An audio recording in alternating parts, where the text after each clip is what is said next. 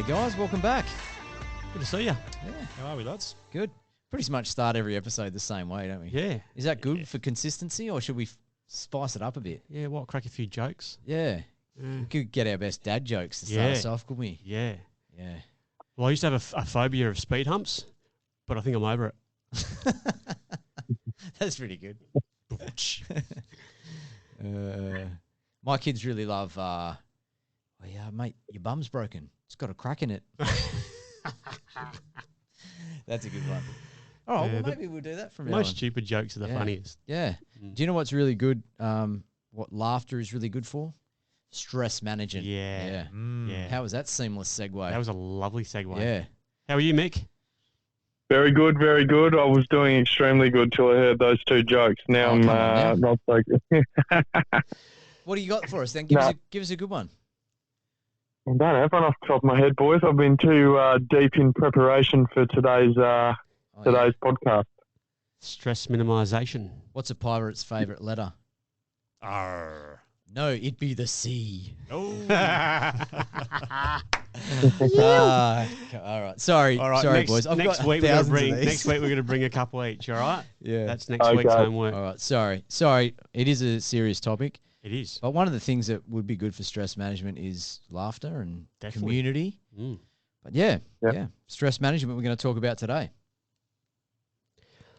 Do you think we live in a very highly stressed environment? Absolutely. Yep. I reckon a city is stressful. Everything's a stress, isn't it? If you think about it, driving in my car, getting here is stressful. Going down the freeway every day, bumper to bumper. Yeah.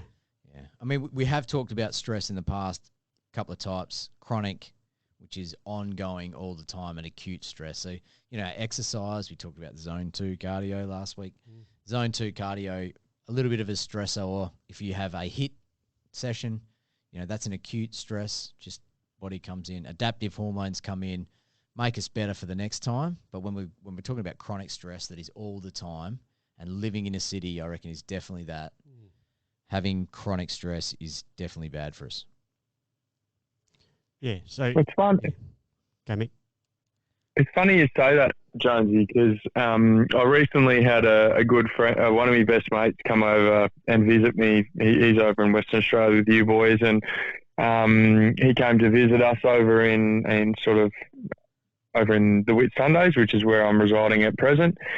And we had a conversation while he was here, and obviously, towards the end of this year, we're having to make some relatively pertinent family decisions about, where we go, are we coming home, and what are we doing, and all that sort of thing. And one of the things we were actually out for a run one day, and we got into a really great conversation, and he obviously said, Mick, I'd love you to come home, but he goes, I've got to be honest with you. He said, I think you'll hate to come home to Perth now the way that it is.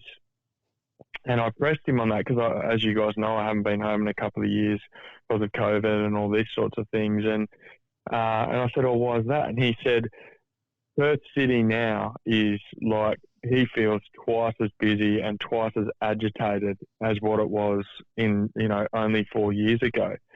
And so I'm interested to get your perspective on the, not to divert the conversation into being all about Perth, but it fits in with what you've said about the city, because he seems to feel that certainly through this last 2-3 year period, there has been an elevation. We know there's been an elevation in overall stress amongst people in society. But there's also coming with that stress an elevation in agitation and people's reactions and responses to each other. And that's probably something that I have been, I guess, isolated away from, being over here in a more regional, remote community. So I think city living absolutely is monumentally more stressful than sort of living in a regional and a remote area. Do you reckon it's about perception, though? Like how we take in our environment and how we react to it? Absolutely. Yeah. I don't know, we're talking about the stress of the big city and stuff, but there'll definitely be people that deal with it better than others. I don't know. What do you reckon, Mick? Is that something that you just sort of grow up with and you either cope with things well or you don't? Or is it a learned behaviour that we can sort of modify as we go? Oh, look, I think from a psychology perspective, you're spot on, Matty. You know, there's definitely people that are more easily agitated. I guess from a personality perspective, they're not as wound up as easily. They manage their stress, you know, a little bit. I guess instinctively, they manage it better. I think they're both relatively important factors in terms of people can, based on their own personality style, manage stress better. I guess it's a really interesting thing to weigh up, though. How much of a factor is this environmental factor comparatively to how people are, you know, individually in terms of their own personality? But I absolutely agree. You know, I think I'm someone who tends to stress more rather than stress less. Whereas, you know, probably my friend that I had the conversation with, Azar, you know, I'll put a call out to him. He's one of my best mates for a long time.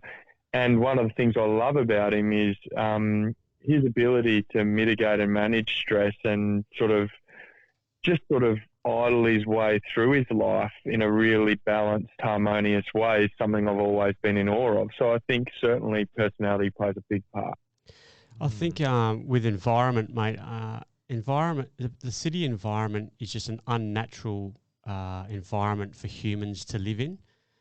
The noise, the hustle and bustle. I mean, I've lived in Perth for most of my life, and it's never bothered me living in the city until probably about 5, 6, 7 years. It now bothers me living here. I've lived in the same house or same neighbourhood for 16, nearly 17 years. I've noticed more sirens. I noticed more helicopters above, like police choppers and stuff like that. There is constant roadworks. The main road next to my house has got busier. There's more traffic on the roads, and I definitely think there's more agitation amongst people. And I've just got to the point where the city life, the stop-start of it, shits me, and I want to get out of it. But, you know, family commitments obviously prevent that, the ease of doing that at this stage. The thought of waking up in a country style, like where sort of like even semi-rural where Smithy lives, really appeals to me. Just waking up to birds, breeze, sunshine, and not sirens and cars and traffic. I just think the city is an unnatural environment for humans, and it's just conducive to building stress in humans. You just can't avoid it. And I guess that's where, like you say, your mate there, Mickey, it's up to us to have techniques to minimise that stress and to reduce its harmful effects on us. Yeah. Well, it might seem like we've got no control over our stress, but we do, don't we? We do, definitely. The way that you perceive a stimulus, you know, whether it's, I don't know, modern ancestral man, you had a bear chasing you, that's your stimulus for stress.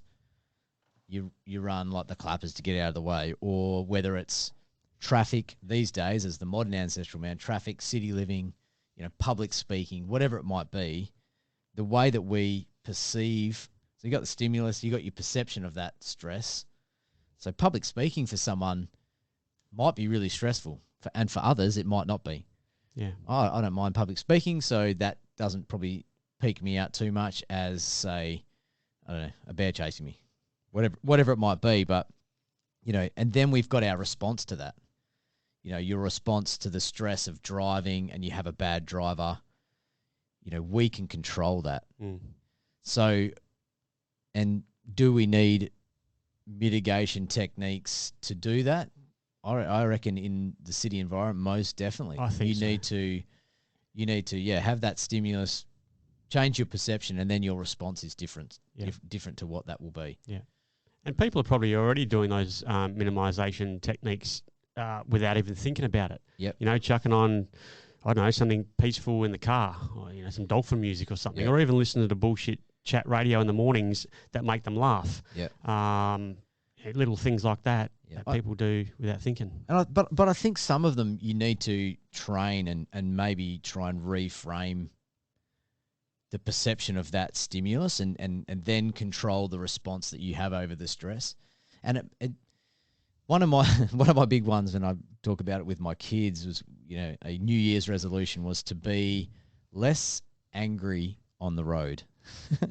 Have less, and having that in the forefront of my mind, knowing that the stimulus of someone cutting me off in traffic sets me off a bit, but then I needed to pull back on that. I have control over that response. It's not like it's immediate fight or flight. This guy cuts me off. I see it and I can then respond to it and bite my tongue or take a breath or whatever it might be. Yeah, having to reframe the perception of a modern stress is probably a good way to sort it out. And you've probably listed two great little techniques there, self-talk and breathing. Yep. I think they're great little, that inner voice in your head controls a lot of what your body does and thinks and feels. Yep. And if you can control that with your self-talk, that person doesn't really know how to drive very well. That's exactly what I've done. And my kids you fucking bastard! My kids have said that to me. They've noticed. They've said, Dad, I can see how you've changed the way you talk about other drivers. And what a great thing to do in front of your kids, because kids learn by watching, So you could be creating two aggressive drivers in the future with your old pattern. Oh, they've probably already learned it. Yeah. But now they've already noticed a change in you, so they have observed, different driving techniques. Yeah.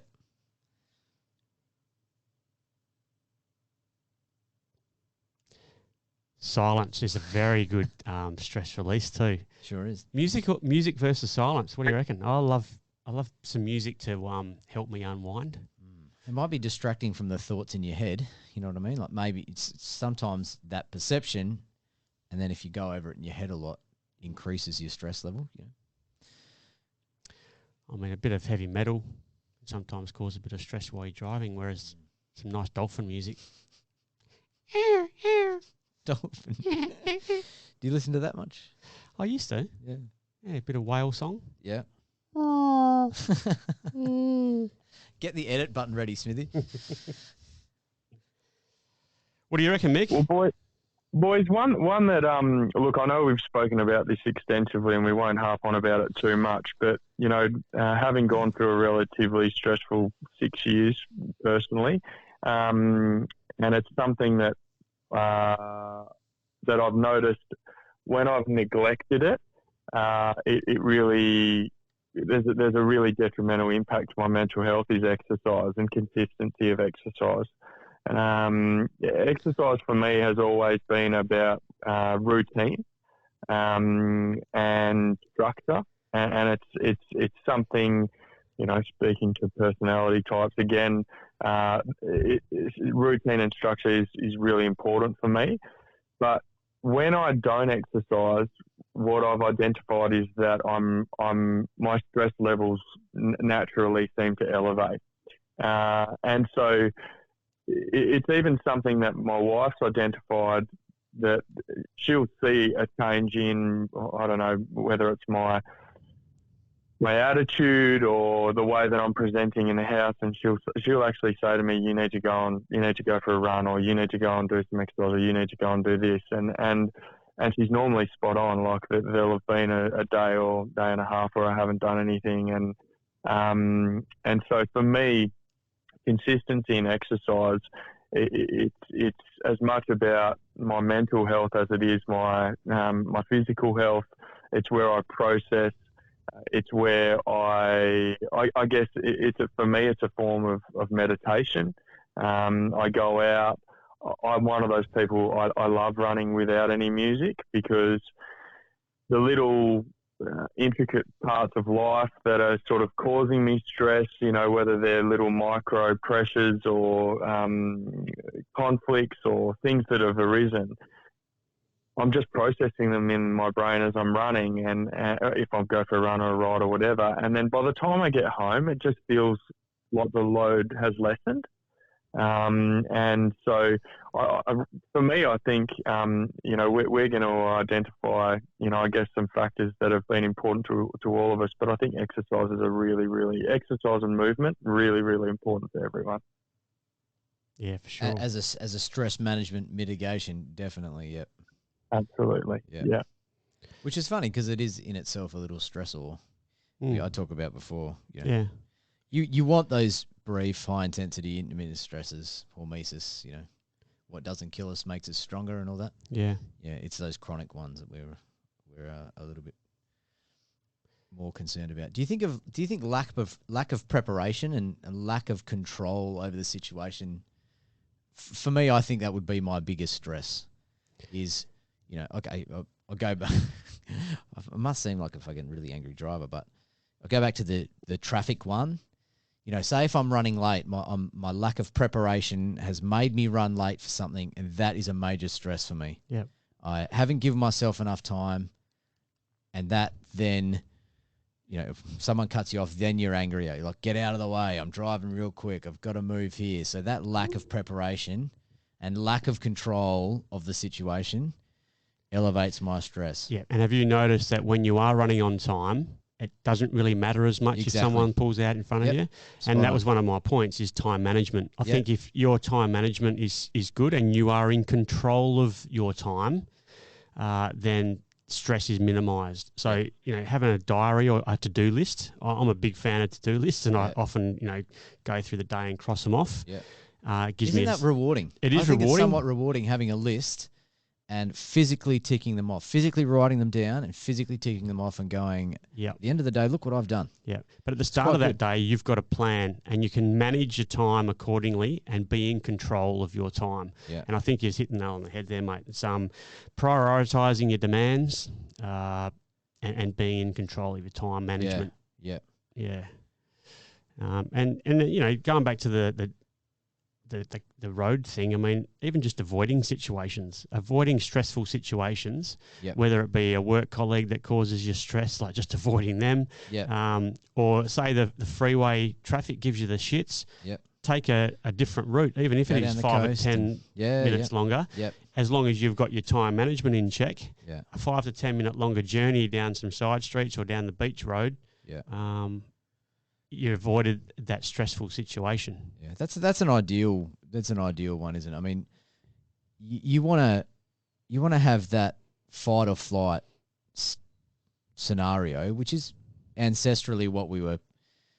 You have a fight or flight. You've got that stimulus. The bear comes to attack you. If you can avoid those things and then harness and protect that fight or flight response for things that we actually need to run away from the bear, or maybe even peak physical performance. You want to run a race or whatever it might be.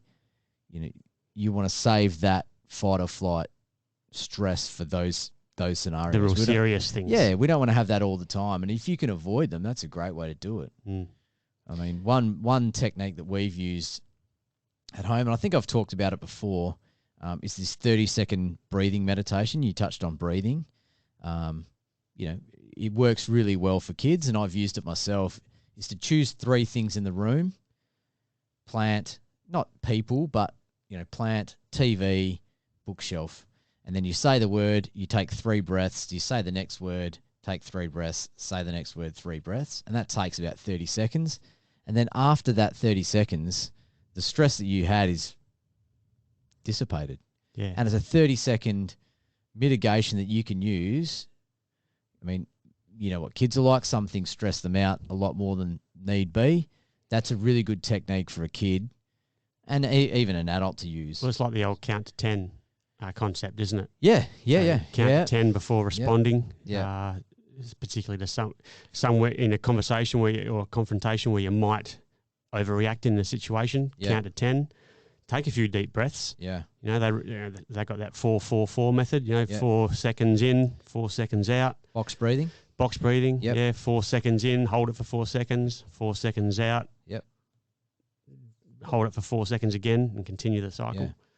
Yeah. Box breathing's a great one. I mean, you want to try and get that return to calm as quick as possible. Yeah. And that helps you sleep too. If you wake up and you can't sleep and you're thinking about stuff and you're sort of stressed. Yep. The 4-4-4 breathing technique's pretty good. Yeah. Yep. I think we mentioned control. Yeah. I think accepting the fact that there are things that we cannot control. Yep. can avoid stress. So that person that's pulling out in front of you on the road, you can't control that. So why would you get stressed out over that? It's beyond your control. Yeah. But that's probably lack of preparation. Time management. Going back to, I'm running late. Like you said before, if you're not running late, that doesn't bother you. You're like, oh, whatever, I'll just break a little bit. But if my time management's poor, my preparation's poor, I'm like, come on, get out of the way, move. It adds stress, added stress you don't need. You don't need that stress, Yeah. And that's just stimulus, environment. It's like work. A lot of stuff that goes on in your workplace. It's just going to happen. Yep. You can't control it. Yeah. Let it go. Yeah. I don't know if you guys follow Jocko Willink much. He's Little a bit. sort of yeah. Navy SEAL. Mm. He said something I was listening to a few years ago, and he frames everything with good. Every situation is good. You find the positive, or the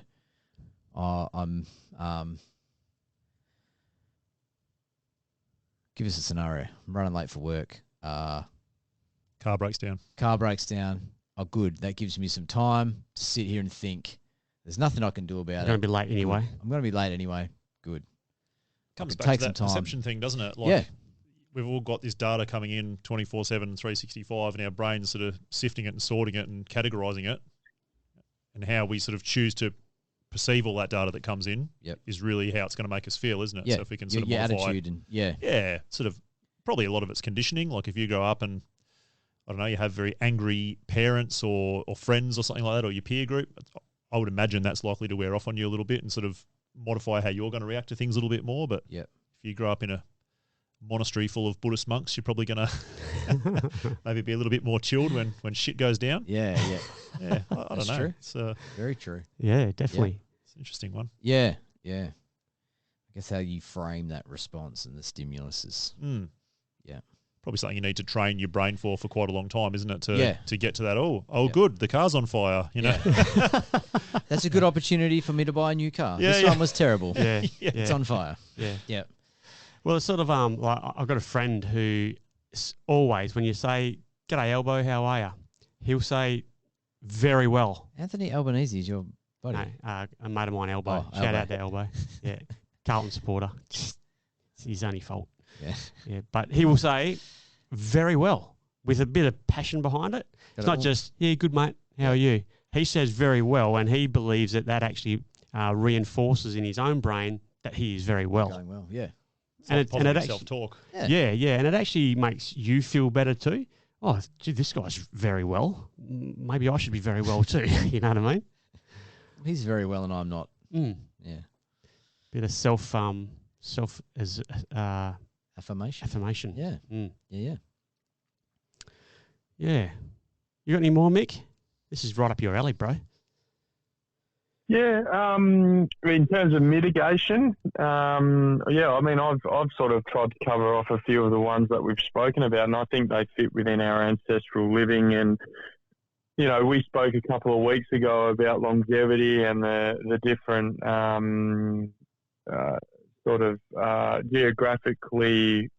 geographic locations that sort of see people living the longest. And if you look at these remote and regional tribes out in remote Japan and places like this, they're not dealing with the day-to-day stresses of work. They seemingly have very little, yet they have very, very fulfilling lives.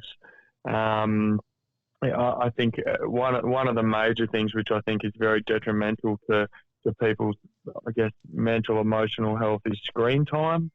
Certainly, the amount of time, I guess, that adolescent age group are now spending in front of screens. This is taking them away from being outdoors, exercising, getting vitamin D, but it's also minimising and misplacing, I guess, effective contact and connection time. I think minimising the amount of screen time, it would be absolutely massive. Investing in some mindfulness. and some meditation. I know this is something that we've all practiced in our own individual ways, guys, and certainly I think you know, the ancestral man would have been partaking in rituals and routines that would have included you know, different types of mindfulness, meditation, or even you know, ceremonial bits and pieces that would have been conducted by all the people within a tribe. One of the more common ones, which I stumbled across, and there was a variety of different research, psychological research, is even spending time with a pet. Yeah, definitely. Can have a serious reduction in stress. So that'd be a few sort of common ones, which I think are elevating stress levels amongst society that, you know, people could consider, and they'd have a, you know, an impactful benefit on the amount of stress within their lives, for sure. Oh, social media is a massive one. So imagine how's the stress and anxiety that social media can create. You know, it's Phones in general. your phones in general. Like, yeah, you just screens, those little things. You know, I find myself, if I've been on it too much, I just get agitated. I have to throw it away. I just can't stand being on it. Gives me the shits. I just don't know how young people do it on it for so long. Technology wastes your time, doesn't it? It keeps you really busy. Yeah. Like when busy with nothing. Like 20 years ago when we didn't all have smartphones, you'd have those moments of really low stimulation, I reckon, where you probably gave your brain a chance to just sort of decompress. You didn't have a lot of positive or negative inputs coming in. Whereas now I feel like phones just fill that up for us. So if ever we have a moment of downtime when we're by ourselves or nothing's happening, and you see it in a room with people, if there's not a conversation going on, no one sort of just sits there and thinks or whatever we used to do back in the day. Everyone whips their phone out quick and they're checking all their feeds and Snapchat and Telegram. That's a great point you make, mate. Instagram and Facebook. And we've got all this extra information coming in. And I think also a big problem is if you look at the content of social media, everyone's putting something really positive up. Like you go on Facebook or Instagram or whatever, no one's putting up, fucking average day to day, weather's a bit shit, not looking my best, put on 5 pounds. It's always, you know, just did a personal best in this, or just got a new car, or I'm in Paris, or look at this beautiful lunch I'm everyone's eating. putting on their highlight. Yeah. So you're getting bombarded with all these highlights of what everyone's happening. You're sitting there thinking, fuck, I'm sitting here eating a cheese sandwich watching fucking Days of Our Lives. Like, what am I doing with myself? You know, whatever. And there's a lot of comparison that goes on. Yeah. Mate, you're having the time of your life. You're eating a cheese sandwich on Days of your life. Yeah. But I feel like your lives though, Matty, in fairness. Well, yeah. But I feel like in societies that don't have that, if you look at more third world countries, a lot of their levels of perceived happiness are a lot higher. And I wonder if it's just due to this, they've got more time on their hands, they've got less technology, and there's also less comparison of what other people are doing. Like they're not sitting in their tribe in Bangladesh or whatever in their slum going, oh, fuck, I'll just check my Facebook feed and, gee, this guy's just bought a new Bentley and, oh, that guy's got a Rolex. Yeah, yeah. They're just spending time socialising with their family. They've got downtime. It's just like a more natural way of living. I just wonder if technology has a big part to play in our levels of sort of happiness and stress. That's a great point. It's filling in gaps that we used to use for downtime, but it's not become downtime now. It's become, well, anxious time. Addiction time. Yeah. Dopamine hit time. Yeah. Yeah. Whereas you really need it just to kick back and, I don't know, grab a book or just chill out, chat to someone. You're so right, Smithy. You see people sitting around a table and as soon as conversation ends, they start reaching for their device. Yeah, people get a bit edgy, don't they? Yeah. We see those classic footage of people at major sporting events. Everyone's got their phone out, like filming it, so they can just watch it. Yeah, just watch it. Experience it through your own eyes. Because you kind of don't see it through your phone. And I've been guilty of it too. If you film something, you don't seem to take it in as much as if you're actually experiencing it. That's right. Because you're focusing on your screen and the size of the frame and whatever. You kind of miss it a little bit. And when you go back to watch it, it's boring anyway. It's but do you? Yeah, that's often the funny you don't. thing of half the stuff you do. Let's watch this 10-minute show of the fireworks on my phone. I've got to get this on my phone so I can show my friends that I was there. Yeah. Interesting, isn't it? Well, there was a great example of that this week just gone, Matty. Exactly what you just said, where LeBron James actually broke the National Basketball Association scoring record, and they showed obviously, well, I actually watched it on KO live, and the footage showed like it would have been 85 to 90% of the crowd had their phones out for the exact shot that broke. It's like a 35, 40-year scoring record. This is a sporting event that will never happen again in our history, in our lifetime. Like, it was an absolutely huge moment in sport for those who are interested in basketball, certainly. But they showed a comparison, and it was when Michael Jordan had broken a particular, not the same scoring record, but another scoring record in the 1990s. Not one person had a phone out. They were all immersed in the moment, watching the moment, taking the moment in real time, where 90% of every single person that you could see behind the ring to the side of the court, every single person had a phone out capturing this moment. Yeah. And you look at the faces of the people in the crowd with the Michael Jordan experience, and their faces are in amazement. You know, I love seeing those photos of the people in the crowd, their reactions to something special. And they're kind of experiencing that as a group, as a tribe.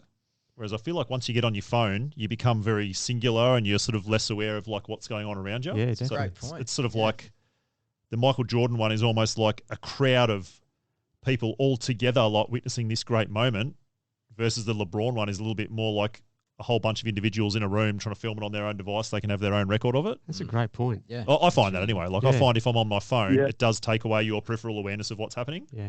Whereas people at the Jordan want to be taking in the sounds and the smells and all that sort of stuff and really focusing on it. And then turning and celebrating with the people around them. Exactly. Rather than, I've got to save high-fiving in the crowd or whatever. Whereas Yeah. I'm sure if you ask the LeBron people to describe what happened later on, they would have a much poorer idea of the entire picture. Yeah. They'd go, I'll just check my phone. I'll show you. Here you go. Yeah. It's like, well, what did you experience? Yeah. Well, I watched it on my phone. My phone was in front of my face. Yeah. Yeah. Yeah. I don't know. Well, not to get all spiritual, but what you're talking about there, Matty, is like a collective energy of the group. Yeah, exactly. Yeah. You know what I mean? And I think we've all had those moments in life. You know, sporting events are absolutely fantastic for them. I know for me, I had probably my most surreal and incredible experience of this was actually going over to Kona for the World Championships and going or walking on the foreshore and the athlete parade the week of it, and just immersing myself in the Hawaiian culture, and that they had tribes people down there banging on drums and playing all these instruments, and you were surrounded by 50 or 60,000 people. It was, you describe it as you could feel the tension, you could feel it in the air, and I think that Michael Jordan moment or moments of that magnitude, that's how people describe it. Or you could feel the energy. Mm. And I just wonder how much we're detracting from that energetic force, from that. I think that's life force. Yeah. Like if you could collect up that energy into a capsule, and you could give that feeling to everyone on the planet in a small dose, I always think to myself, fuck, the world would be, imagine how amazing the world would be for just that moment in time. And I really do feel that, that this evolution of social media has elevated this state of addiction, elevated disconnection. It's caused a downtrend in this energetic force that used to really pull humanity together.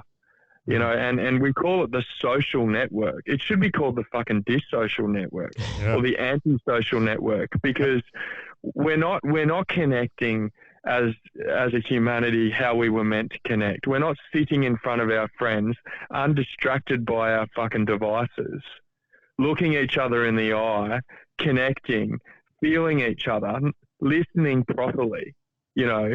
Like eye contact. I often think about this eye contact with the younger generation.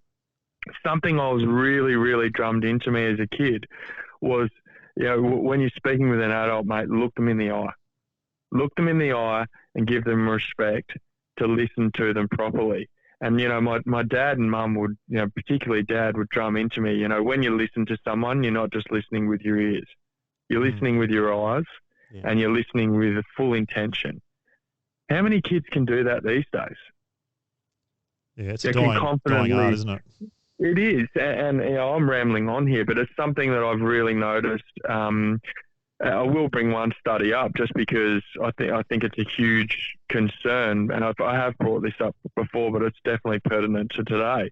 There was a research done, and this included 2 million respondents aged between 12 and 19, and they all had devices which they were actively allowed to use in their household. And participants whose first stimulation upon waking was to activate their phone were being forced to take on board, and this is insane, 200 million pieces of information a second. Wow. Now, that information isn't just, the read word or the observed video or photo or something like that. We have to understand our brains to be very, very complex mechanisms or computers. So from the second that we wake up, okay, or even in our sleep, our brain's taking in pieces of information. But when we wake up, instantaneously, we're taking in smells. All of our senses are fully engaged. So we're taking in smell, sight, touch, taste, sound, everything. And when we then go and pick up a phone, these adolescent brains were so overstimulated that they equated that to like a 200% increase in stress in adolescent children who engage in activating a device straight upon awakening. Wow. Now, if that doesn't articulate how far to the negative we've gone with social media and with the advancement in technology, and as a society and as a government, our governments, not that I'm surprised they're not, because they're all plugged into the narratives and they're all plugged into the bodies which are funding them and things like that. But as responsible, I would say very, very passionately here to any of our listeners who are parents or going to be parents or have an influence on any children, if you want to have a positive impact on your child and they have a device or you're thinking about giving them a device, mitigate the use of that device. So certainly have time restraints. And I would say less is definitely more on this occasion. If you want to maintain a healthy level of stress for your child, no matter their age, put those time restraints in place because they will be drastically healthier for not having it. And whilst they may push back initially, I guarantee you as young people turning into adults, they will thank you for it down the track. Unfortunately, we are living in a world these days where technology is becoming an increasingly important component of life. But I just think that, reducing that as much as possible. We have a device in this house.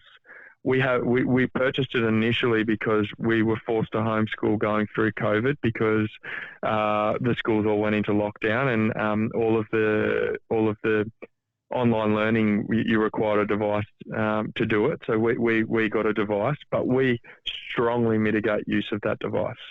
And they're not allowed to use just the device. In general, they'll stream like a movie when we're having a little bit of quiet time or something like that onto our projector. But and I'm not saying that I've got it all perfect, and I definitely don't. There's things that I'm doing wrong as a parent as well, or I can improve. But I just very passionately would encourage all parents to consider their use of devices and technology. I think it's a huge, huge cause of stress, massively. CJ, you've just gone through that, haven't you? You've provided your daughter with a phone for the purpose of contacting her. Yeah. Now she's going into high school, but you've been really proactive in setting standards and restrictions around that. Yeah, no phones in the room. we actually we wrote up a contract that she needed to sign. If That's she awesome. She doesn't follow the contract, gets taken off her.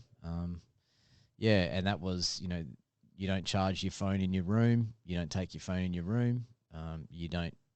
They've got time restriction on them, so she's not allowed to use it till after 7:30 in the morning. So she can get whatever she needs to do done before then. But I understand that they definitely need them these days. I mean, I feel a lot better that she has it, going to school, catching the bus, going to school. The school's pretty good with it. They can't come out. They go in their locker for the entirety of the day. I'm not naive to think that they don't come out, but if they come out and they get busted, well, in her contract it says no phones at school, so she won't get it. So we've definitely got some stuff around them. She's not allowed any apps, social media apps. It's she's got the bus schedule. She's got phone calls. She's got messages. And they're on chat groups, and I understand that socially that's how kids are going these days. That's going into high school. I don't want to say you want to fit in, but you want to make friends, and a lot of the friends are chatting on these chat groups. And if you're not chatting, you're losing friends. And there's definitely time restrictions and things in place. She gets to use it at a certain amount of time, but yeah, and like Mick said, I'm not saying that what we're doing is perfect, but it seems to be working. It's a good start. It's a good start, and in the future, if she follows the contract and the rules, the mandates put on there by her parents, she follows those. In a couple of years' time, when she's a little bit older, she'll be able to use the social media. I would really prefer her not to have those, but I understand friends and everything have those kind of things. So, yeah, one way to mitigate the stress, especially the stress of dad wondering how she's going on the bus or whatever it is, she can flick me a message or pick me up from a different spot or whatever it is. I kind of like having it, and I like having this contract and the restrictions in place to stop things like stress and anxiety and those kind of things. Good on you, mate. That's good. Trying our best. Yeah. Yeah, really good, Jonesy. Yeah. I think one last thing I would finish off with is just turn your lips up. Walk around with a smile on your face. I wonder where you're going with that. It's a good way to exude confidence, but it's also a way. It's also a way to help relieve your body's stress at the time. If you turn your lips up and walk around with a little bit of a smile, you feel better. And laugh. Fake it till you make it. Yeah, and just laugh. Well, it's having a positive attitude, isn't it? Yeah. Sometimes I've tried. I'm doing my level. I'm doing my absolute nana at something that's not working. The TV remote? Yeah, something like that. Instead of just like swearing and cursing and throwing it through the TV screen, I'll just try to laugh. As fake as it is, but you know what an example of it's like an evil Dr. Evil laugh. But you know those groups that get together and do the laughing therapies. They get together and you see these people in the park just laughing. Yeah, there's obviously a science behind laughter and the release of stress. I would like to do a whole episode on happiness and laughter. That'd be good. Let's do it, man. Yeah. Let's do it. Well, we started off with some cracking jokes. Absolutely, they were great fantastic jokes. Yeah. Yeah. And I think we really need to lighten the heart of the podcast a little bit. Like some people are saying, we're putting them on downers with all this. They're not going to live very long because they don't exercise enough and they eat seed oils and shit like that. But yeah, let's do that. Yeah. I'll see if I can get a mate of mine's a comedian. I'll see if I can get him on. Oh man. Well, you and I went to that. The three of us went to the comedy show. A few months back. That was Comedy awesome. Lounge is really good. That was really good laugh. Yeah. So yeah. On that positive note, that was laugh, everyone. Great way to finish, Drew. Yeah, good stuff. It's usually Smithy that comes up with the Yoda, finish, but the Yoda wisdom. I can't top Rue's wisdom there. That was a good one. Very good. All right, lads. On that note, send us a message.